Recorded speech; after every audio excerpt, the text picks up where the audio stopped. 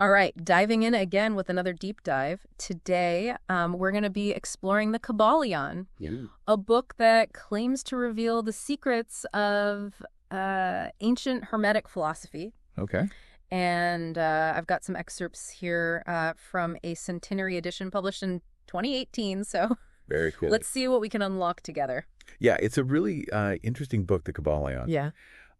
So it attributes its teachings to this figure, Hermes Trismegistus, Right. who's said to be this legendary figure, the father of occult wisdom. Yeah. All very mysterious, very intriguing. Right. And we'll definitely, we'll get into that, Yeah. the whole debate about the authorship and all that later on. Yeah. But let's first dive into the heart of the book, Okay. which is the 7 Hermetic Principles. All right, let's unpack those. Yeah. So the first one is mentalism, Okay. which states that, quote, all is mind, end quote. Right. Essentially, it proposes that the entire universe is a mental creation of, quote, the all, end quote, this kind of ultimate cosmic mind. Yeah. So does that mean, like, reality is just a giant thought bubble? That's a great way to put it. Yeah. Yeah.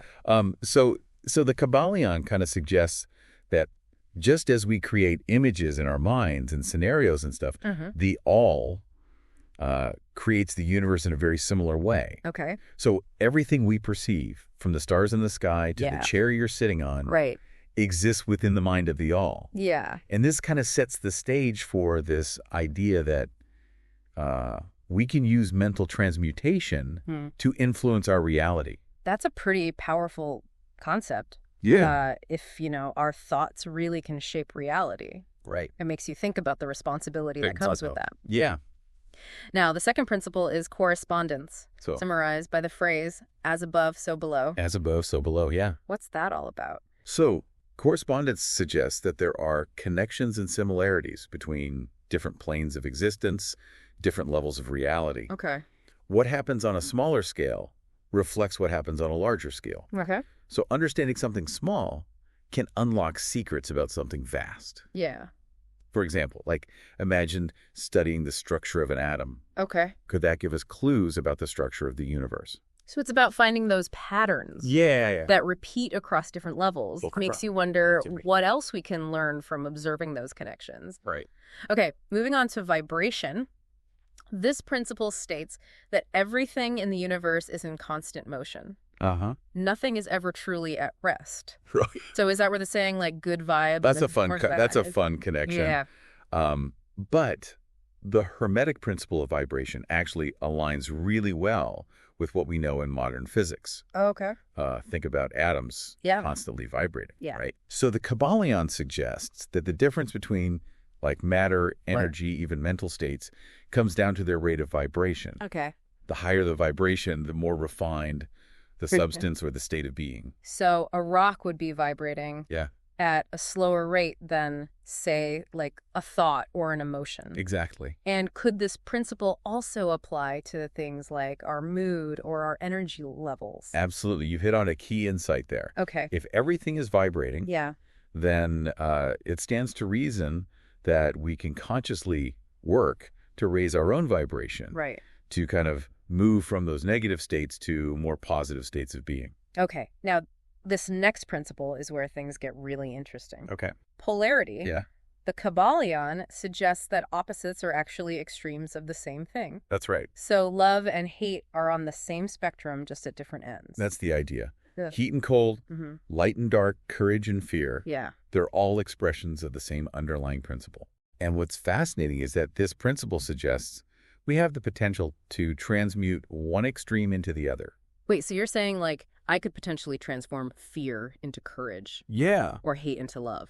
It's not always easy, Yeah. but the Kybalion presents it as a possibility. Okay. By understanding the principle of polarity and applying certain mental techniques, Right. we can change our inner states and potentially our outer experiences as well. Wow. That's a lot to process. Yeah, But it definitely opens up some interesting possibilities. it does.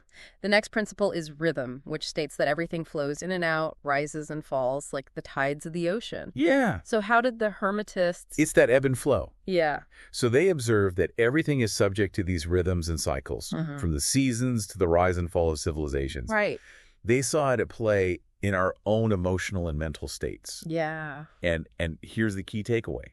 They believed that we could use this principle to our advantage. So instead of being swept away by those emotional highs and lows, you could learn to kind of ride the waves more skillfully. Exactly. Okay. The Kybalion teaches that by becoming aware of these cycles and applying techniques like what they call the law of neutralization, Okay. we can mitigate those negative effects of these swings and maintain a sense of inner balance. Okay, on to the principle of cause and effect. Right. Yeah. Seems pretty straightforward. You know, every action has a consequence. Yeah. But did the Hermetists have, like, a different take on this? They took it a step further. Okay. The Kybalion suggests that chance is just a label for a cause that we don't yet recognize. Okay. They really believed in this chain of causation where every effect has a cause and every cause has an effect. So there are no random events. Right. Just unseen connections leading to outcomes. Precisely. Okay. And the Kybalion really emphasizes that by understanding this principle, Yeah. we can was beyond being mere effects of circumstances. We can become conscious causers in our lives, making choices that lead to the outcomes that we desire. That makes a lot of sense. Yeah. Finally, we have the principle of gender. I know this one can be easily misinterpreted. Right. Can you clarify what this principle is really about? Absolutely. It's not just about biological sex. Okay. This principle is about this concept of masculine and feminine principles existing on all planes of reality. Okay. Physical, mental, and spiritual. Okay. They're seen as these two fundamental forces that interact to create and generate everything in the universe. So it's more about these creative forces working in tandem, like the concept of yin and yang. Yes, that's a helpful analogy. Okay. It's about this interplay of generating and receiving, giving and taking. Right. The Kybalion presents this principle as a way of understanding the dynamic forces behind creation, both on a cosmic level and on a personal level. All right, we've covered a lot of ground here. We have. These 7 principles offer a pretty comprehensive framework for understanding the world. They do. But you mentioned earlier that the book's authorship is debated. Who is this mysterious Hermes Trismegistus? Right. Well, that's where things get even more intriguing. Yeah. Hermes Trismegistus is this figure shrouded in myth and legend. Okay. Said to have lived for centuries and possess this vast knowledge. Right. But some scholars argue that the principles presented in the Kybalion might actually be a more modern interpretation. Okay. And we'll delve into that debate in the next part of our deep dive. All right. Okay, so we've got these 7 principles that claim to be ancient wisdom. But you mentioned there's some debate about the book's true origin. So where does that debate stand? So while the Kybalion presents itself as this channel of ancient wisdom, there's really no historical evidence to support those claims. Yeah. It seems more likely that the book is really a product of its time. Okay. Early 20th century. So if Hermes Trismegistus is more myth than man who actually wrote the Kybalion. Yeah, well, research suggests that the most likely author is this guy, William Walker Atkinson. And he was a prolific New Thought writer who often used pseudonyms. Okay. And both his writing style and his involvement with the book's publisher kind of point toward him. Yeah. But, even if Atkinson penned the book, there's still that question of, did he draw from older sources? Interesting. Yeah. So the principles might not be like word for word ancient wisdom, but they could still be based on ideas that have been around for a long time. Exactly. Okay. Yeah. So some scholars believe that Atkinson may have been influenced by the work of these 2 19th century occultists, Anna Kingsford and Edward Maitland. Okay. And their writings on Hermetic texts share some striking similarities with the principles that are outlined in the Kybalion. It's fascinating how ideas can travel through time and be reinterpreted in these new ways. It's really interesting. So where does that leave us? Right. Should we just dismiss the Kybalion? I don't think so. Okay. Because it might not be truly ancient. Okay. I think that would be a mistake. Okay. Whether these principles were actually passed down through secret societies Yes. or reinterpreted by modern thinkers, Right. they still offer a valuable framework Okay. for understanding ourselves and the world. That's a good point. Yeah. It's like with ancient myths. Right. Even if they're not literally true, Yeah. they often contain like deeper truths about human nature and the universe. Exactly. And that's what makes the Kybalion so compelling. It invites us to think differently about reality, our minds, and our potential. I can see how that would appeal to someone like me who loves those aha moments. Well, like, even if we don't agree with everything in the book, it can still spark like new insights and perspectives. Absolutely. And I think that's the key takeaway here. Okay. The Kybalion is a tool for exploration and self-discovery. Speaking of exploration, let's shift our focus back to the 7 principles. All right. You mentioned earlier that they can be applied to everyday life. Yeah. Can you give us some examples of Certainly. your work?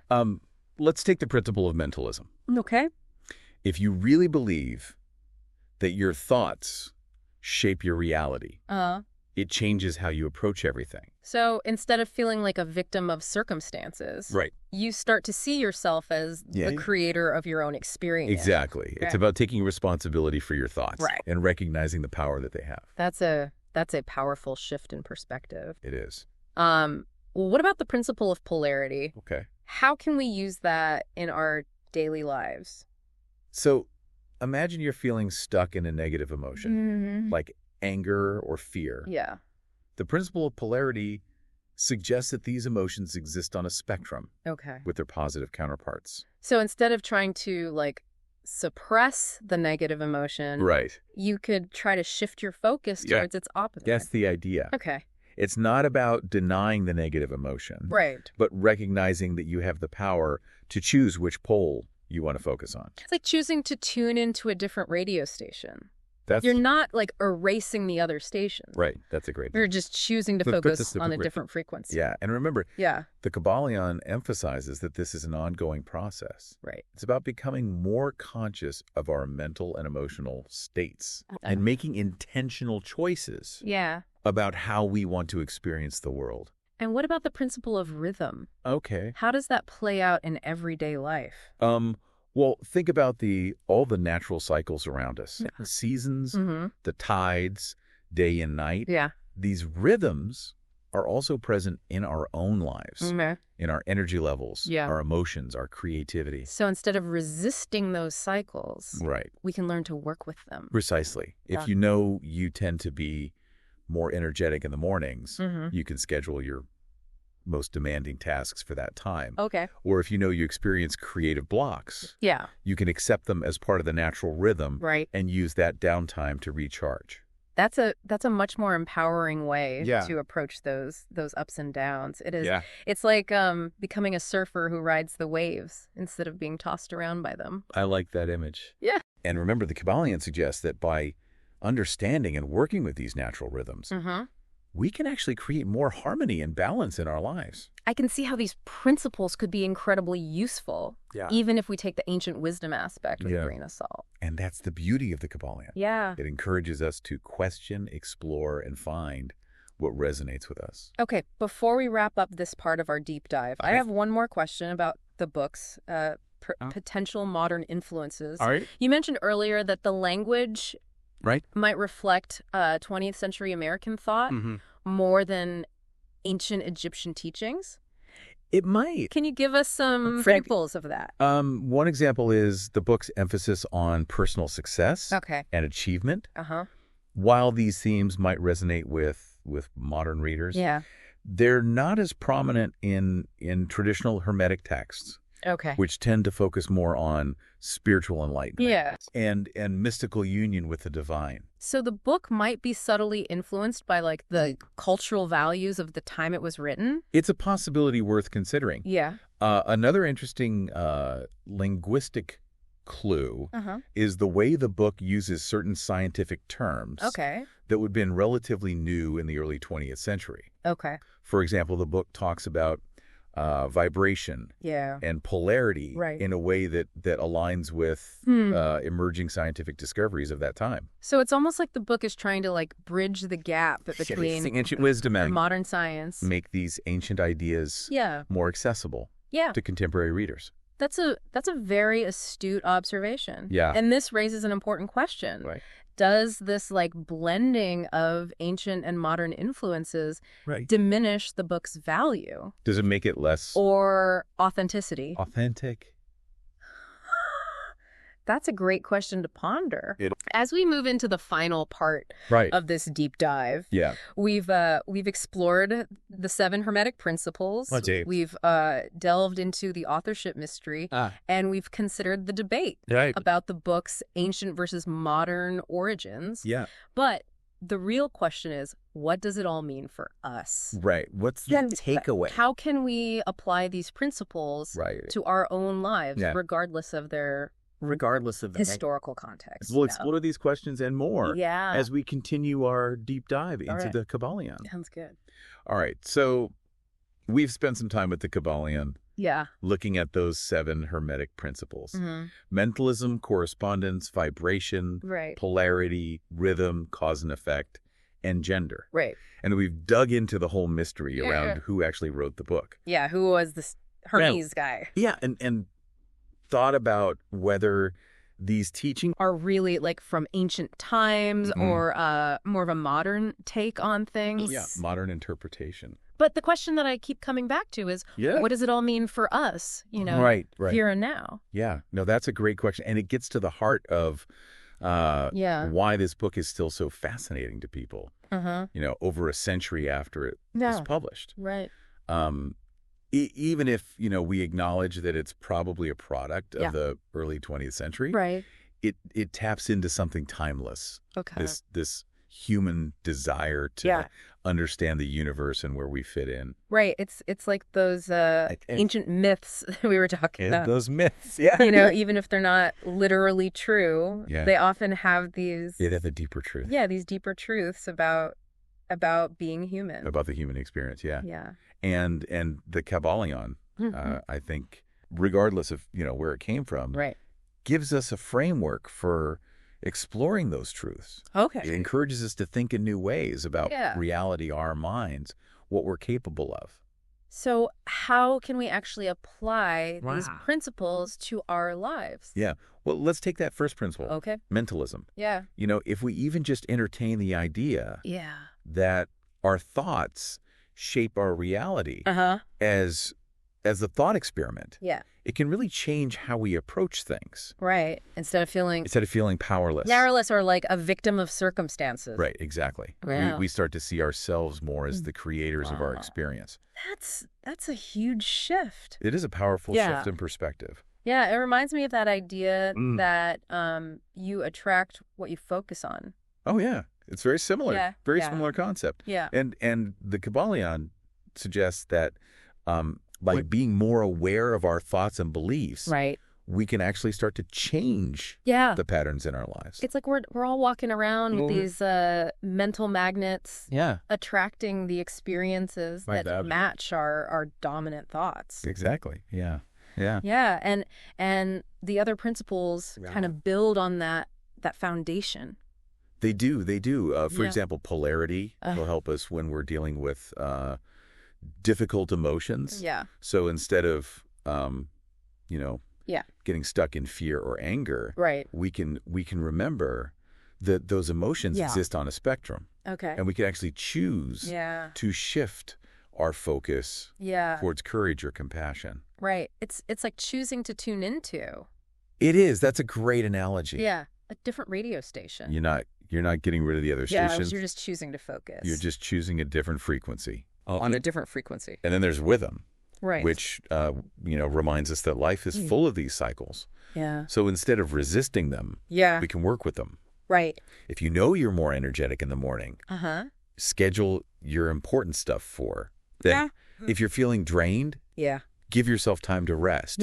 Knowing that, things will shift again. Recognizing that the ups and downs. Exactly. They are natural. All part of the natural flow. And finding ways to ride those waves instead of... The Kybalion offers these principles not as strict rules, but as tools to understand life. And that's, I think, what's so appealing. It's not about dogma. About this book, It's about exploration, self-discovery. And that can be a really rewarding journey. Well, it seems like the real value of the Kybalion isn't so much about... It's not about whether it's historically accurate. Yeah, whether it's historically accurate, but more about how it can inspire us to live more consciously. To live more intentionally, yeah. I couldn't agree more. Yeah, it's a reminder that we have this power to shape our reality, navigate our emotions, and really align ourselves with the natural rhythms of life. Well, thank you for joining me on this deep dive. My pleasure. Into the Kybalion. It's been fun. It's been a fascinating look at, you know, ancient wisdom, modern interpretations. Yeah, it's fascinating how those... And how these ideas can still be so powerful. It's intertwined. In shaping how we see the world. They do. Ourselves. It's been a pleasure sharing these insights. Yeah. And remember, the journey of learning and self-discovery never really ends. That's a great point to end on. There's always more to explore. Yeah. More to understand. Yeah. And more to unlock within ourselves. Absolutely. And the world around us. Absolutely.